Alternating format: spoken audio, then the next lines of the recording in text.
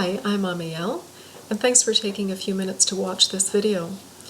I wanted to take a few minutes to speak about healing stubborn patterns and the expectations that can sometimes come with that. So I specialize in healing stubborn patterns in the work that I do. I facilitate as an energy psychotherapist and a multidimensional clearing facilitator. And you can find descriptions of my services on my website at www.melindaurban.com. Just follow the links below this video. So as I say, I specialize in stubborn patterns, which means that when people reach out to me for support, they're usually presenting me with a limitation that they've been experiencing for a good part of their life. And they may have even tried many different healing techniques to release that pattern or issue, but they haven't been able to do so yet. And so it still creates a limitation. So that means that by the time they're at this stage, and you may have felt this yourself, is that you can feel quite frustrated, and also you really want to just heal that pattern. You want to let it go, and you want to let it go quickly. And this is perfectly understandable. Unfortunately, though, it can sometimes set us up for expectations and actually create limitations on the healing journey and the healing sessions. So before I go any further, though, I want to say that with healing, anything is possible. We are infinite consciousness, and that means that absolute beautiful grace can unfold in a healing session. And I've seen that happen with my own clients. Let's say somebody is wanting to let go of the pattern of emotional eating that they've been struggling with all their lives. It's absolutely possible that they can let that go. I've seen it happen. However, while a session can be quick, and you can feel a significant release in energy, and it can be a profound experience, and it could feel like that issue is just gone. And that's certainly what we're intending. It doesn't always work that way for everybody, and it's not always as black and white as people hope it would be. So this is why I'm talking about these expectations. So when somebody wants that healing to be really quick, that can create an attachment, and it's that attachment that actually creates resistance to allowing the healing to unfold in the way that it needs to unfold. So non-attachment is really an important component of being able to allow healing. Which brings me to the second expectation. And the second expectation is wanting a guarantee that the session is going to unfold in the way that you want it to unfold. So in this case, it's really important to be reminded that in a healing session, as the facilitator, I am the vessel for God's source light, for universal intelligence, for spirit, whatever term you'd like to use. So the facilitator is not the one doing the healing. And when you really acknowledge that, and I operate from that understanding, absolutely we put intention into the sacred container, and the healing will follow the intention. But it's important to understand that the healing, it can be even more profound than my ego or your ego is ever going to be able to create. So really just letting go of that need for control, letting go of that attachment is what allows the healing. So what else influences a healing session? When you are looking at an issue or a pattern that you've been holding on to for a long time, so let's say that is something like emotional eating. You've been holding on to that pattern for many, many years because our beliefs that limit us are often formed before the age of 10.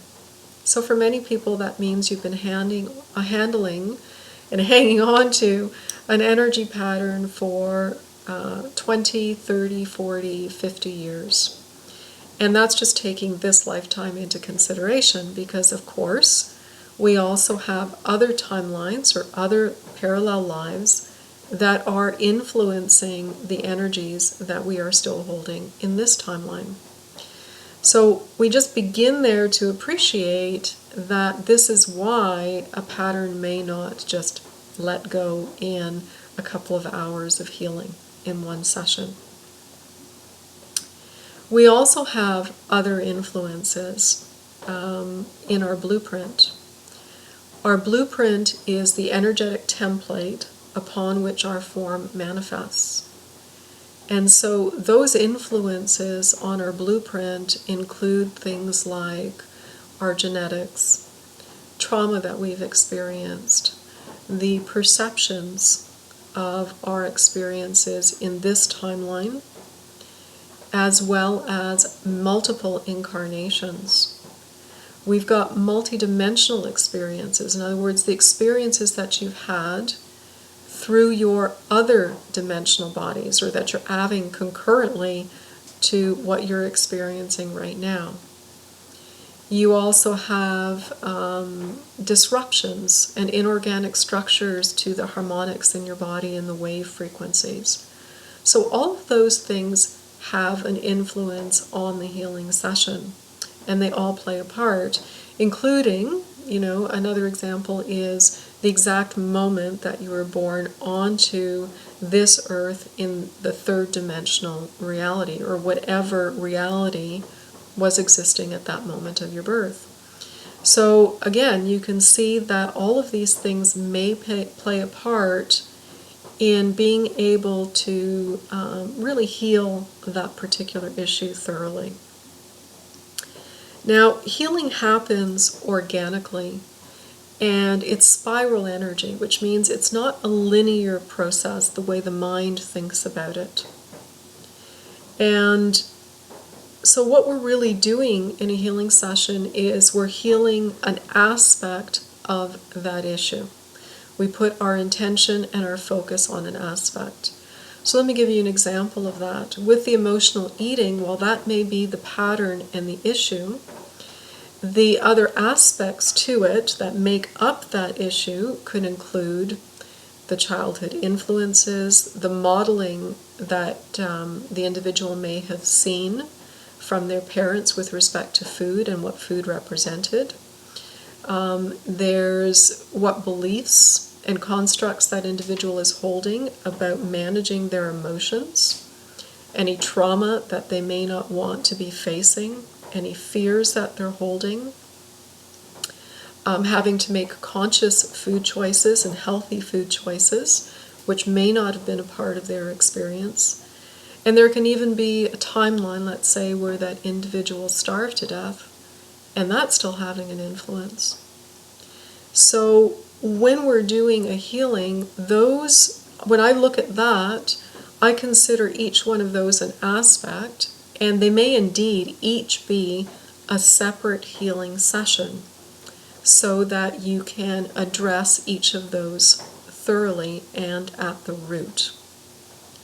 And then you can start to see that you're letting go of all the different pieces that are contributing to the pattern. Now, within a healing session itself, there's going to be many nuances to that aspect, and so think about it as a cluster of energies that you're bringing to consciousness and releasing. But after the healing session, you go away about your living, and you pay attention to what has changed and what has not changed. And then something will organically press to consciousness. You'll become aware of a different aspect of that pattern. You may say something like, well, I'm now finding with the emotional eating, I'm not overeating anymore like I used to.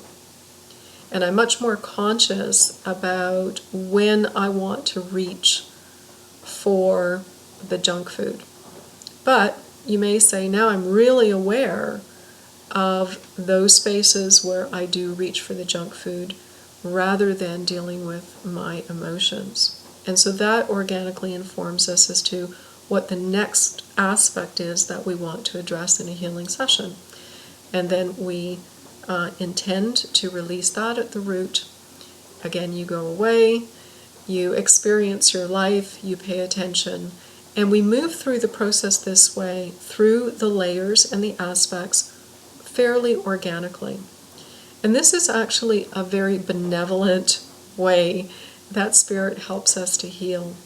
Because if we try to take down the ego in one fell swoop, we actually create a great deal of resistance. And if you've ever had that experience in your own life where organically, through some impetus or catalyst in your life, the ego does get shattered, you know that that can be really challenging and it's dramatically life-changing. So to heal an issue through layers, through its different aspects, is actually quite a kind and gentle way to do a healing. And it's, of course, a very effective way to be very thorough about healing the pattern. So what else influences your healing? It includes the experience that you've had with healing and your experience with processing your own energies and being aware of your own energy field. It includes what spiritual practices you have nurtured with yourself in being able to go within and to participate consciously in your healing process. And it also includes your readiness. And what I mean by readiness is that, again, every part of your conscious self is ready, willing, and able, and is saying, yes, I absolutely want to let go of this stubborn pattern. But subconsciously, it may be a different story. So in order to let something go completely, especially if we want it to be quick, it means that our physical, mental, emotional, and spiritual bodies have to be in alignment with that. We have to be completely clear that this is what we want. So if you are holding energies in your subconscious mind that are interfering with that, of course, you're not going to be in complete alignment with that release. So sometimes what I see is that people are holding beliefs like, I don't deserve to heal, or I need to hang on to this pattern to punish myself for some reason. And the one that's really common is the fear that if they actually let go of the pattern, then they don't know who they're going to be. And so they'll have a tendency to really stay attached to the pattern itself. So what sometimes needs to happen is that issues like that need to be addressed first or in conjunction with actually addressing the release of the pattern. So healing is a journey and an investment in the quality of your life and the higher meaning in your life. So it's not a quick fix. And certainly my intention always is helping individuals to heal energy at causation, not through the symptom. And so this brings me to the final expectation, which is that sometimes people want to be passive in the healing journey. They want to come to a healing session and they want the healing practitioner to do the healing to them or for them. And this is actually placing the responsibility for healing on the practitioner. So the most effective healing is when an individual consciously participates in their healing process, where there is a raising of consciousness, a new awareness, so that new choices can be made. So sometimes there are types of healing where it seems that we can be passive in the process, and this is sometimes what people are thinking about when they want it to happen this way. An example of this might be hands-on healing. Let's say somebody wants me to facilitate a healing session for shoulder pain. And in the process of that healing session, the client is indeed, just very receptive to the higher frequencies that I'm bringing through my body as the vessel. However, again, let's remember that the physical body is connected to the emotional body and the mental body and the spiritual bodies. So if you have that healing, but you have no new awareness, and you go back to your life living through the same thoughts, same emotions, same behaviors, then you're not empowering yourself to make a permanent and lasting change. And so again, the most effective healing is where you do have new consciousness about what's been keeping that shoulder pain in place. And when you understand that, you can make different choices and higher choices for yourself and feel more empowered in supporting yourself through the healing process. So even when I'm facilitating hands-on healing, this is why I will most often also help an individual process the emotional and mental and spiritual energies that are connected through, let's say, the physical pain that they're wanting to heal. So in summary, what matters here is your intention and commitment to your healing, being very clear that you are responsible for your healing and nobody can do your healing for you. The facilitator cannot do the healing for you. They are the guide and they are the vessel. So your healing journey, as I say, is an investment. It requires patience and non-attachment. And you can't force yourself to heal, because what you end up doing then is actually creating a great deal of resistance through the ego. Nor, as I said, can you try to tear down the ego all at once. And I've had people ask for that. But again, that just creates more resistance. So the healing frequency is love. Everything heals with love. And that love includes being very kind and gentle with yourself and accepting yourself throughout the healing process, no matter how painful or difficult or how challenged you feel during the journey. And that self-love also means trusting in your higher self and just staying open to knowing that your God self is going to bring you the healing that you need. It's going to support you and will just always guide you to the next step and will always take you through the healing journey.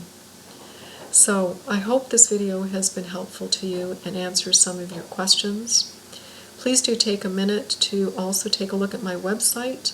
I have lots of helpful information on my blog, lots of free tools, some healing chants. All of those can be helpful as well. So thanks again for listening. Be peace.